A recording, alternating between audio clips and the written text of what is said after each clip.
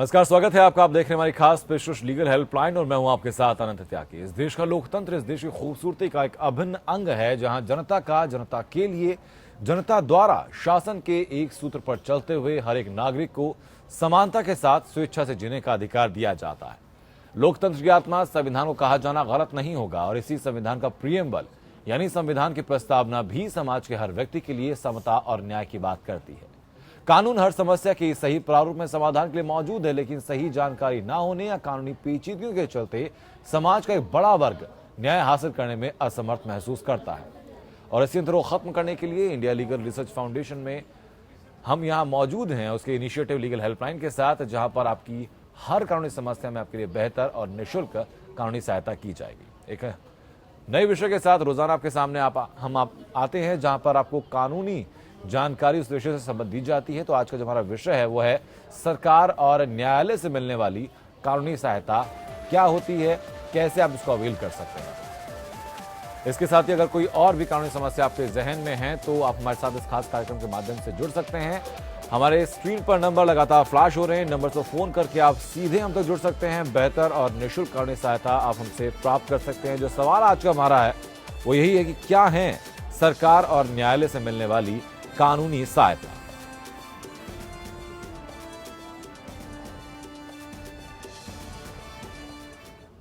और sir, Delhi high court के अधिवक्ता योगेश स्वरूप हमारे साथ है। सर, बहुत स्वागत है आपका।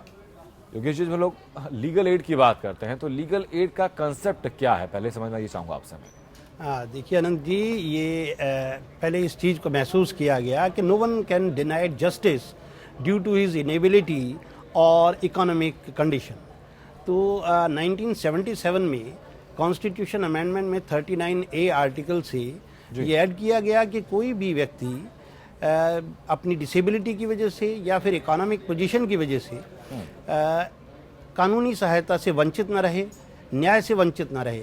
इसको देखते हुए कॉन्स्टिट्यूशन ने ये एम्बार्गो किया कि स्टेट को ऐसी फैसिलिटी, ऐसे लॉयर्स अवेलेबल कराने होंगे पिटिशनर्स को, लोगों को, जो कि उनकी कानूनी सहायता कर सकें और उनकी पेमेंट वो व्यक्ति विशेष से न लेकर राज्य से ली जाए। जी ठीक है, लेकिन क्या इस कॉन्स्टिट्यूशन में कोई के अलावा कोई एक्ट भी है सर इस चीज़ का? क्या 1987 में, यस आप सही कह रहे हैं, 1987 में ये लीगल सर्विसेज अथॉरिटीज एक्ट के नाम से कानून बन गया, which is a central act passed by the parliament. उसके बाद सारी पोजीशन क्लियर हो गई। इससे पहले बहुत सारे जजमेंट जुडिशियल एक्टिविज्म की वजह से इस एक्ट के पास होने में मदद मिली। सुप्रीम कोर्ट ने वेरियस जजमेंट में कहा कि no one should be denied of justice because of his legal और disabled condition. Just the economic और द डिसेबल कंडीशन। ठीक है, लेकिन सर कौन लोग होते हैं जो लीगल एड के लिए अप्रोच कर सकते हैं, एलिजिबल होते हैं लीगल एड के लिए? क्या हर कोई व्यक्ति इसके लिए अप्रोच कर सकता है? वीकर सेक्शंस द सोसाइटी, ये section 12 of this act, the legal services and authorities act 1987 में सेक्शन 12 में लोगों व्यक्तियों का दिया हुआ है कि कौन इसमें अप्रोच कर सकते हैं। जैसे कि weaker section of the society, scheduled caste, scheduled tribe, कोई वुमेन, चाइल्ड एंड कोई physically disabled, otherwise any person who is having income less than 50,000 per annum, ये लोग लीगल एड के लिए अप्लाई कर सकते हैं जी, और इन्हें लीगल एड प्रोवाइड की जा सकती है। ठीक है, इसमें जो कैटेगराइजेशन सर किया गया वो कास्ट बेस्ड किया गया है या फिर फाइनेंशियल बेस्ड किया गया? दोनों ही बातें इसमें रखी गई हैं, सामाजिक और आर्थिक दोनों ही पक्ष इसमें रखे गए हैं, जिससे कि weaker section of the society, साथ में इकोनॉमिकली वीकर सोसाइटी के जो लोग हैं उनको दोनों को, और भी जो डिसेबल्ड हैं, मेंटली डिसेबल्ड हैं, women, child, it is very large concept it is having. ठीक है सर, इस वक्त दिल्ली से राम सिंह हमारे दर्शक जुड़ चुके हैं हम तक। राम सिंह, अपनी बात आप रखें, कैसे आपकी सहायता हम लोग कर सकते हैं?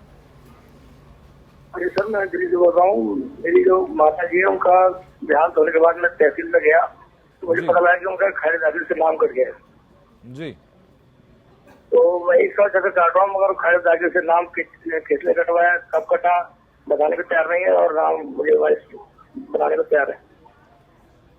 ठीक है योगेश जी, जो समस्या इनकी है, आप सर, कैसे जो पता लगा इनकी सकते हैं? समस्या समझ में आ रही है वो ये है कि ये तहसील में गए ने कागज़ नहीं मिले जी। हैं, तो ऐसे में ये कर सकते हैं कि ये वहाँ एप्लीकेशन दें, उसकी नकल निकलवाने के लिए सर्टिफाइड कॉपी के लिए ये वहाँ पे एप्लीकेशन दे सकते हैं। और अगर वो एप्लीकेशन के थ्रू वो सब सर्टिफाइड कॉपी इन्हें मिलेंगे, उनसे इन्हें पता चल जाएगा कि किसके नाम ज़मीन है, कब ज़मीन हुई, ये सारा सब इनके सामने आ जाएगा। ठीक है सर, उम्मीद करता हूँ राम सिंह बेहतर सहायता सर आपको मिली है। ये प्रोसेस आप अपनाइए, इसके अलावा कोई दिक्कत आपके सामने आती है तो वापस आप हम लोग जुड़ सकते हैं। बहुत शुक्रिया आपका हमसे जुड़ने के लिए योगेश जी। लेकिन मैं जानना चाहूँगा कि लीगल एड के लिए एक्सेस कैसे किया जा सकता है, इसको अप्रोच कैसे किया जा सकता है, कहाँ से इसके बारे में जानकारी मिलती है? जैसा मैंने बताया, ये एक्ट तो है ही, जी लेकिन जब भी कोई व्यक्ति न्यायालय में पहुंचता है, यदि उसके ऊपर कोई वाद दायर किया गया या कोई क्रिमिनल प्रोसीडिंग की गई है, जी तो ऐसे में सुप्रीम कोर्ट के जजमेंट्स भी ये कहते हैं कि एक इलिटरेट आदमी को ये पता नहीं होता है कि उसे कौन कौन से लीगल राइट हैं, इवन लिटरेट लोगों को भी नहीं पता होता। बिल्कुल। तो ऐसी कंडीशन में कोर्ट को ये कहा गया है कि जब भी वो पहली बार कोर्ट में पेश होगा कोई कस्टडी से, तो न सिर्फ ट्रायल के लिए बल्कि उसके अरेस्ट होने के, पेश होने के तुरंत बाद कोर्ट उसे ये भी बताएगा, मजिस्ट्रेट की कोर्ट हो, सेशन कोर्ट हो, कि you have a legal right, if you are not having any advocate then court can provide you the legal aid counsel. तो वहीं से उसकी शुरुआत हो जाती है कि वो लीगल एड के काउंसिल को ऑप्ट कर सकता है, उसके साथ चल सकता है। जी, लेकिन सहायता सरकार की तरफ से दी जाती है या फिर न्यायालय की तरफ से दी जाती है? न्यायालय इसे एक फैसिलिटेटर के तौर पर, क्योंकि ये जो सहायता है ये राज्य सरकार से, केंद्र सरकार से है।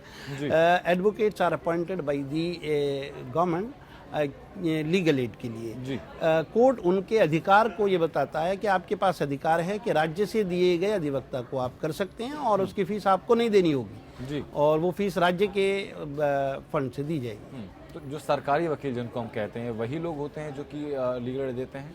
इसको कंसेप्ट को थोड़ा समझना है। सरकारी वकील वो भी होते हैं जो गवर्नमेंट काउंसिल होते हैं और जो सैलरी पेड यानी कि नियुक्त होते हैं वो सरकार की तरफ से केस लड़ते हैं। लेकिन ये लीगल एड काउंसिल पैनल पे आकर के, ये लीगल एड काउंसिल हैं जिनका बाकायदा इंटरव्यू लेके या रिटर्न जैसे भी करके उनको इस पद के लिए रखा जाता है। फिर उनको ये केसेस सौंपे जाते हैं और वो फ्री ऑफ कॉस्ट, उनसे कोई भी कीमत लिए बगैर लिटिगेंट से इस केस को कोर्ट के सामने उनकी तरफ से लड़ते हैं और उनको जो फीस मिलती है वो रेम्यूनरेशन गवर्नमेंट द्वारा दिया जाता है। ठीक है, इस वक्त आजमगढ़ से प्रवेश हमारे दर्शक है। प्रवेश, अपनी बात आप रखें।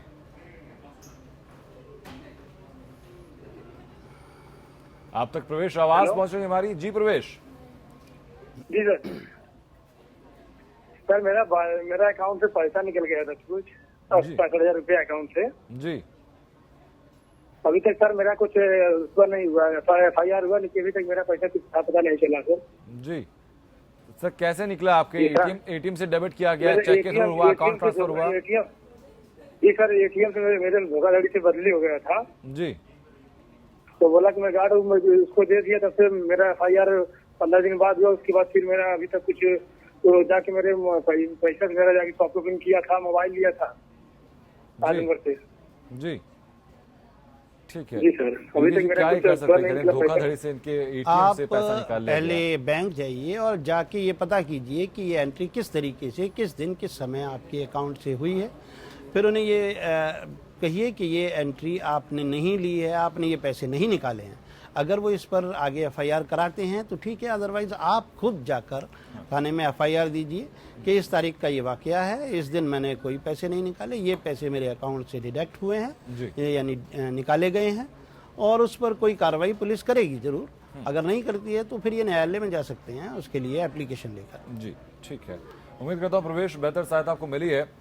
सर, हमने एक्सेस की बात तो की, लेकिन प्रोसेस क्या होता है पूरा लीगल एड को लेने का? अगर आप न्यायालय में जाते हैं तो क्या अपनी तरफ से अर्जी देनी होती है, वहाँ बताना होता है कि मैं आर्थिक रूप से या सामाजिक रूप से असमर्थ हूँ किसी भी लीगल को हायर करने के लिए, लीगल एडवोकेट को हायर करने के लिए, या फिर कोर्ट की तरफ से रिकमेंडेशन दी जाती है? जब कोर्ट में कोई भी व्यक्ति पेश होता है और वो ये बताता है कि मैं असमर्थ हूँ किन्हीं भी रीजन से एडवोकेट को एंगेज करने के लिए, मेरे पास पैसे नहीं है देने के लिए, या फिजिकली डिसेबल्ड है या weaker section of this society है, तो कोर्ट अपने आप ही उसको गाइड करते हैं। लीगल एड का ऑफिस जो सेक्रेटरी लीगल सर्विसेज होते हैं, वहाँ पे हर अदालत में ये ऑफिसेज बने हुए हैं, वहाँ जाने की सलाह देते हैं और वो वहाँ जाकर एक फॉर्म होता है उसको फिल करते हैं, जो भी नेसेसरी इंफॉर्मेशन हैं वो उसमें दी जाती हैं और उसके बाद उन्हें एडवोकेट का नाम बता दिया जाता है, उनका पता बता दिया जाता है कि वहाँ जाके वो संपर्क करें और उन अधिवक्ता को ये सूचना दे दी जाती है कि ये केस आपके पास आ रहा है और लीगल एड के थ्रू आपको ये केस करना है। इस तरीके से ये काम होता है। ठीक है, इस वक्त वाराणसी से राजीव हमारे दर्शक। राजीव, अपनी बात आप रखें। सर जी, प्रणाम मेरी तरफ से। और मैं ये कहता हूँ कि सर जो सर्विस मैटर के केसेस पड़े हुए हैं अदालत में उनको निस्तारण किया जाए जल्द से जल्द, और जो कोर्ट में केस पड़े हुए हैं और सरकारी मुकदमे जो बैंक जो कहते हैं कि आ करके आप अपना जवाब दें, वो सरकारी विभाग आता ही नहीं है जवाब देने के लिए। 3-3 4-4 साल होता है, काउंटर फाइल वगैरह नहीं लगाते हैं, इस पर कर्मचारी हताश होकर आत्महत्या कर रहे हैं। अब हम लोग क्या करें इसके लिए? ठीक है, चिंता आपकी बहुत जायज़ है सर, क्योंकि जो पेंडेंसी ऑफ केसेस एक बड़ा इशू बना हुआ है। खुद जो पेंडेंसी ऑफ केसेस इंडिया में एक बड़ी प्रॉब्लम है, लेकिन इसे हम सबको मिलके ही डील करना होगा। हमें ईमानदारी से ये कोशिश करनी होगी कि अदालतों में चल रहे काम में किसी प्रकार का व्यवधान ना उत्पन्न करें, बल्कि मदद करें। काम सभी का एक साथ होना चाहिए, तो इसके लिए सभी मिलकर प्रयास करेंगे, क्योंकि केवल अदालत, केवल अधिवक्ता और इसमें रोल प्ले करें ऐसा नहीं है। सभी को इसमें एक वाजिब तौर पर रोल प्ले करना होगा, तभी हम इस समस्या से निकल पाएंगे। जी, लेकिन जो सर राजीव ने जो बात कही है कि कई दफ़ा जो सरकारी जो केसेस होते हैं, सर्विस मैटर्स जो होते हैं, उसमें कई दफ़ा सरकारी विभाग की तरफ से पेशी नहीं होती, वो लोग जाते नहीं है तारीखों पर, तो उसमें जो पीड़ित व्यक्ति होता है वो क्या उसको वो कोर्ट में एप्लीकेशन लगाएं और ये बताएं कि मेरा केस इतना पुराना है, इसमें सरकारी अधिकारी नहीं आ रहे हैं, तो अदालत निसंदेह उनके खिलाफ कार्रवाई करेगा और उन्हें डॉक्यूमेंट लाने के लिए मजबूर करेगा, और अगर वो नहीं लाते हैं डॉक्यूमेंट तो उनके खिलाफ कार्रवाई होगी। ठीक है सर, अब टॉपिक पर सर अपने वापस हम लोग लौटेंगे कि अगर कोर्ट की तरफ से कोई लीगल एड के लिए कोई जो एडवोकेट है उसको एंगेज कर दिया गया है लीगल एड देने के लिए, लेकिन उनकी कार्यप्रणाली से या उनके वर्क प्रोसेस से जो व्यक्ति है जिसको ज़रूरत थी वो सेटिस्फाई नहीं होता है, तब उसके पास क्या रेमेडी रहती है? तो वो लीगल एड के जो सेक्रेटरी लीगल एड है वहीं पर एप्लीकेशन देकर अपने काउंसिल को चेंज कराने के लिए एप्लीकेशन दे सकता है, या जो भी शिकायत है उन अधिवक्ता से तो उसके बारे में वो वहाँ अपनी शिकायत दे सकता है, तो उस पर निश्चित कार्रवाई होती है।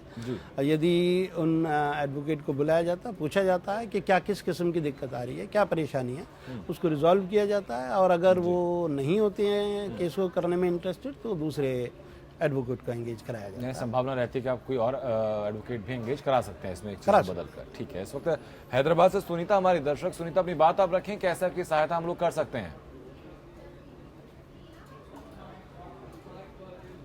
आप तक आवाज पहुंच रही है सुनीता हमारी?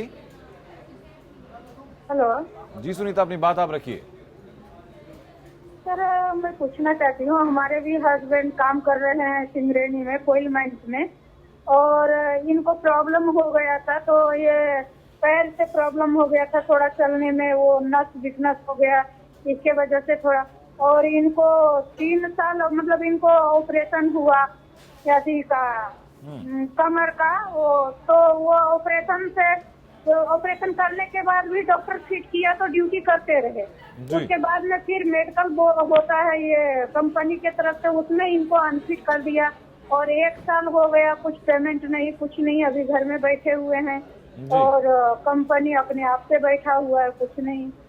तो इसके लिए क्या किया जाए? तो जिस डॉक्टर से इलाज कराया था आपने, उनकी तरफ से कोई सर्टिफिकेट आपको मिला था कि वो मेडिकली फिट है आपके हस्बैंड? वो अभी से तो सर कंपनी के थ्रू ऑपरेशन नहीं करवाए थे, करवाए थे अपोलो हॉस्पिटल से, हैदराबाद अपोलो में करवाए थे, आर्मी के थ्रू। आर्मी में पहले हमारे हस्बैंड आर्मी में थे, वो आर्मी से रिटायर होकर के री एम्प्लॉयड सिंगरेनी कोयलम्बरी मंच में थे। ठीक है, क्योंकि जी क्या रह सकता है कि जो जिस डॉक्टर ने इलाज किया वो कह रहा है फिट है। प्रॉब्लम समझ पा रहा हूँ, इनको मेडिकल अनफिट करार दिया गया है, और इनके जो मेडिकल सर्टिफिकेट हैं वो डॉक्टर्स ने जो प्रिपेयर किए हैं, ये दूसरी जगह पे मेडिकल करा के, गवर्नमेंट हॉस्पिटल में या किसी अच्छे हॉस्पिटल में मेडिकल करा के तो उसको चैलेंज कर सकते हैं। अगर तो उस बात में इनकी सच्चाई है कि वो मेडिकल अनफिट नहीं है, तो इस बात को चैलेंज किया जा सकता है कोर्ट के माध्यम से कि ये मेडिकली अनफिट नहीं है और इनको गलत तरीके से मेडिकल अनफिट करार दिया गया है जी। उसके लिए अदालत में जा सकते हैं। बाकी तो अगर मेडिकल अनफिट हैं तो जो रूल्स के हिसाब से होगा तो उनके ऊपर भी अप्लाई होगा। जी, लेकिन कैसा अगर ये मेडिकली फिट अगर करार दिए जाते हैं तो पिछले 1 साल से जो तनख्वाह रुकी हुई है उसको भी लेने के बिल्कुल हकदार होंगे। अगर इनको गलत तरीके से मेडिकल अनफिट करार दिया गया है तो ऐसी कंडीशन में ये सारी जो उनकी पुरानी सर्विसेज की जो इनकम है और जो इनकी वेतन है वो इन्हें जरूर मिलेगा। ठीक है, इस वक्त राजीव हमारे दर्शक एक और जुड़ चुके हैं हम तक। राजीव, अपनी बात आप रखें। जी नमस्ते सर। जी नमस्कार। जी जी, मैं थोड़ा अपना फैमिली मैटर से संबंधित बात करना चाह रहा हूँ। जी हेलो। जी बताएं। जी, मेरी जो वाइफ है जी, मेरी शादी लगभग 29 जून को आज ही के दिन सन 2006 में हुई थी। जी जी, और मेरी काफी समय से मेरा एक बेटा भी है 9 साल का। जी, लेकिन अभी 31 मार्च को मैंने देखा कि मेरी वाइफ जो है किसी अदर पर्सन से चैटिंग कर रही थी। चैटिंग वगैरह अफेयर वगैरह चल रहा है।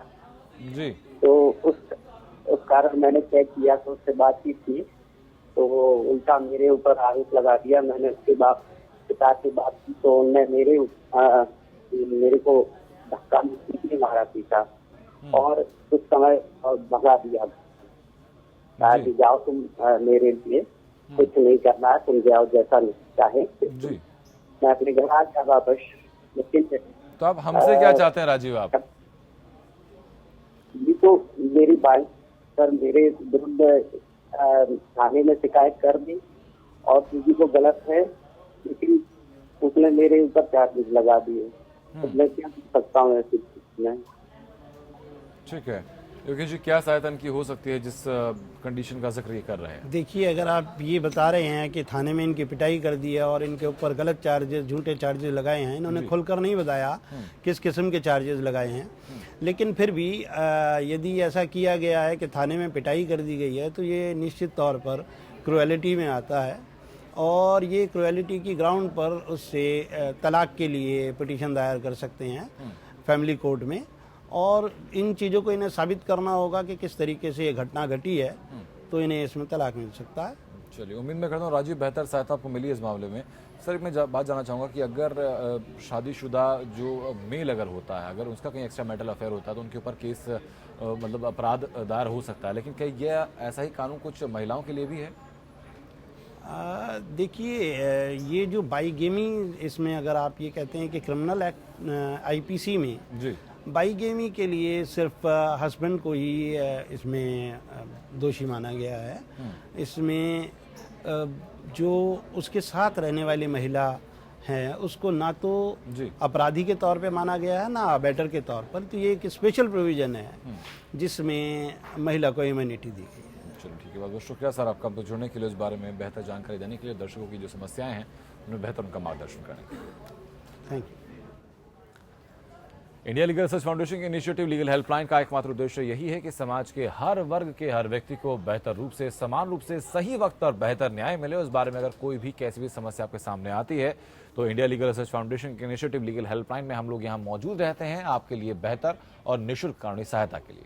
नमस्कार।